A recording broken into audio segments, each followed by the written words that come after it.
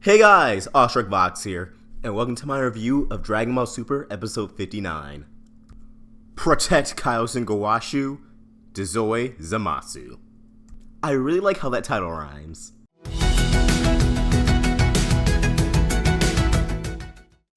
So this episode picks up where the last one left off.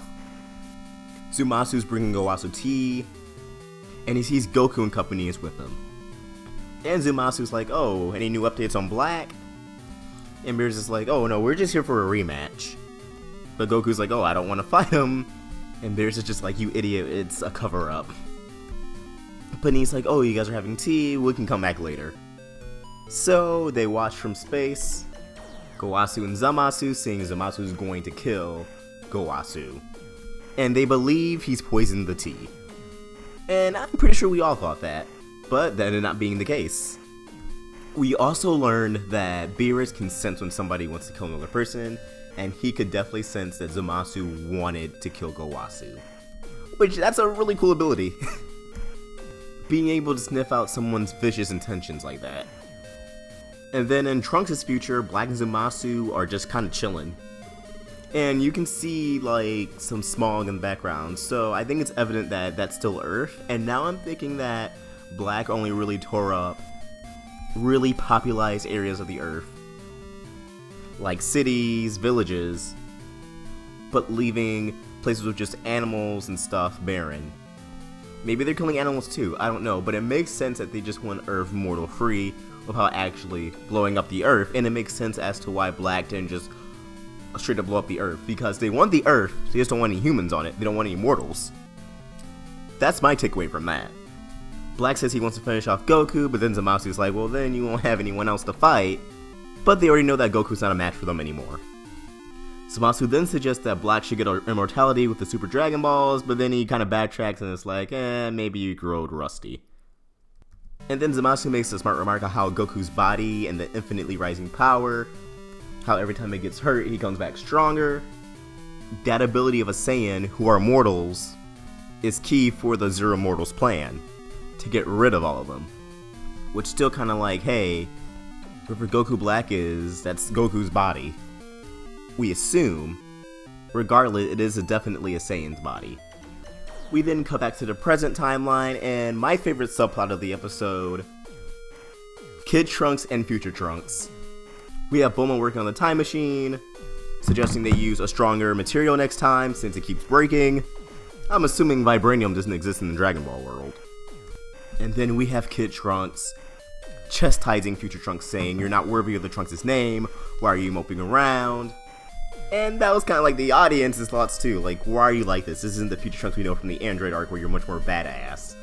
And when things are grim, you just keep trucking on forward. I really like that moment. And he knocks him right on his ass. And I was waiting all arc for a true one between Kid Trunks and Future Trunks. This was a moment I was looking forward to since the moment this arc was announced, and we need more of that. We need more of them bonding and sparring, because they come from two separate lifestyles, and I can see that really bothered Trunks to see Future Trunks taking a moment to feel bad about himself, because he really shouldn't have a moment to feel bad about himself. And yeah, Kid Trunks is spoiled, but it really feels like he gets it. He gets that not everybody has his position that he's in. Not even his own future version of himself. But him saying you call yourself a Saiyan and that you're tarnishing the Trunks brand was a really badass moment, I'm not gonna lie. And he challenges Future Trunks to a fight. Yeah, it's pretty tense. I also like his comment about you won't be able to protect Mai like this, Mai in the future. And it re-establishes that Kid Trunks and present Mai, I'm not going to call her Kid Mai because mentally she's not a kid at all. And that still kind of weirds me out how her mentality and the Pilaf's gang's mentality is slowly like reverting into a kid, so they can kind of like justify the relationship between Kid Trunks and Mai more, but it's still just pretty odd to me. We also have a scene of Mai in the future, just with the resistance. She sees them all, you know, just kind of quiet and beat up. They probably feel really hopeless and defeated. After all, if Goku, Vegeta, and Trunks can't beat Black all together, how can they really stand a chance? But then those kids that were from a few episodes prior that Trunks cheered up come, they have snacks, They're chatting up with Mai, and most importantly, they're hopeful. Even in this bleak situation, they are hopeful. And Mai reestablishes that that's what's important right now, hope. Being strong and not giving up. Because as Trunks said, the smiles on those kids' faces, them still being able to play around with each other, goof off and have fun in this string of desperate situations, that's important. That's what they have to fight for. Because that's really one of the only few things they have left. That's one of the remaining driving forces they have. And I'm enjoying Future Mai's character. She may not be that deep or thought-provoking, but she's badass and she's survived a lot so far already. She can really put in the work, and I mean really put in the work. And even though it was obvious they're gonna kill her off in the beginning of the arc, I'm still very glad to see her surviving and being around. Granted, she's probably protected by plot armor, but who cares? And if she ends up dying by the end of this arc, I'm gonna be very, very disappointed. Because they made it seem like she was gonna play a very big role, and her only role so far is still just being Trunks' moral support, emotional support. Like, yeah, you got this. Yeah, she has her badass outbreaking moments, but not a really big moment yet that says, yeah, she was really important to this arc. Back in Universe 10, in the present day, Gowasu and Zamasu are having tea. Gowasu's like, oh, you gotta try this food, and Zamasu's like, I'll pass. And Zamasu says something to Gowasu that's really concerning and kind of lampshades his descent into darkness. He tells Gowasu that he's thought about what he said between good and evil, and agrees that sometimes evil can result in a greater good. And while Gowasu's like, oh yeah, you get it, we all know what Zamasu means.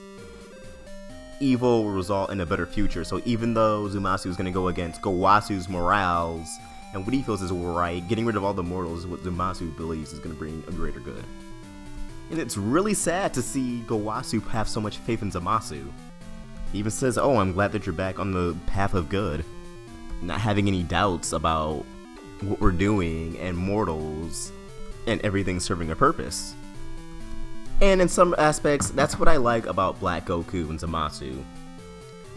While they're not just like, oh, we're gonna destroy the universe or conquer the universe like all the other villains, they do have a belief system, they do have their own code of honor, and they have enough that separates them from Frieza or Cell or Boo or any villains we had before. Simply because of their beliefs and their sense of justice. So while it may not be something groundbreaking in anime or any kind of storytelling, it's kind of groundbreaking for Dragon Ball. Simply because they're not doing this for fun or to take over the world, but just because they will have this sense of justice. But let me stop repeating myself. Zamasu begins circling around Gowasu, and Beerus and the gang can see that he's forming his hand into an energy blade, and he's going to kill Gowasu. And at first he does succeed in kill Gowasu, but then Whis uses the old trick. Turning back time, everyone's least favorite plot device. But here it feels a lot less Deus Ex Machina. Beerus puts a cat mitten on Zamasu, and they expose him to Gowasu, and Zamasu's like, yeah, I'd have surprised you figured out my plan. And he's still trying to act sinister, and Beerus is just like, don't waste your time, and he obliterates Zamasu. And that was pretty epic. I was expecting a fight, just because we really haven't gotten that much Beerus action in this series. He fought Goku, and that's about it. He didn't fight Frieza, he didn't fight Champa, and here he just kind of obliterated Zamasu with like one hand. I thought that was kind of lazy.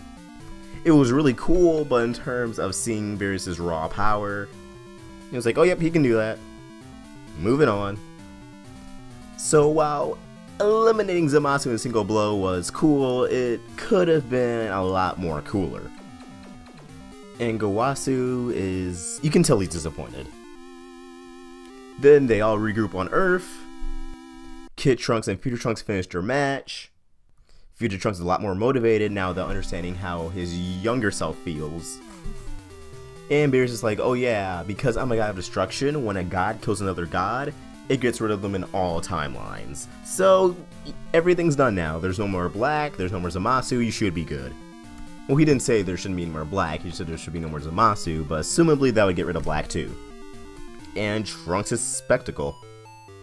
And we all know why he's Spectacle, because when the androids got defeated, none of that happened. They still existed in the future, and he still had to get rid of them in the future. And that's where the episode ends, and next week they're all going to the future, and oh boy, Bulma is also going with them, and that kind of concerns me. Because Bulma could die. Even if she gets wished back, that's still a scary thought of Trunks losing his mom in all timelines. And feeling like he failed to protect another life. Especially that being his mom again. And obviously Beerus didn't get rid of Zamasu in the future. Zamasu and Black are still going to be there. And either they're going to stretch out why Zamasu survived, or they'll just tell us when we get to the future. I'm sure Zamasu all had a plan, and I actually have an idea of what that plan was. But I thought this episode was okay. Plot-wise, it was really good. It was like Dragon Ball meets Detective Conan, but the animation was kind of a downgrade from the previous few episodes, and the art was definitely a downgrade. It was very subpar, but that's not exactly a bad thing, because this was a slow episode. We didn't need fancy animation and art. We didn't need the best looking episode yet. And a lot of shots still looked really good in detail. The up close shots, those were really good. It was just the group shots that was kind of like eh. But yeah, for a dialogue heavy episode like that, we don't really need flashy, great animation and art. But I still enjoyed this episode. It was not a bad episode by a stretch of any imagination. It was just a slow episode. And it was just another piece of the puzzle. But this is still a really good arc. I'm still really enjoying this arc more than I have any other arc in Super so far, and I still think it's better than the Boo arc. But what did you guys think of this episode? Comment your thoughts down below, and as always, if you enjoyed this video, please like and subscribe. It really helps me out. Ostrich Vox, signing out.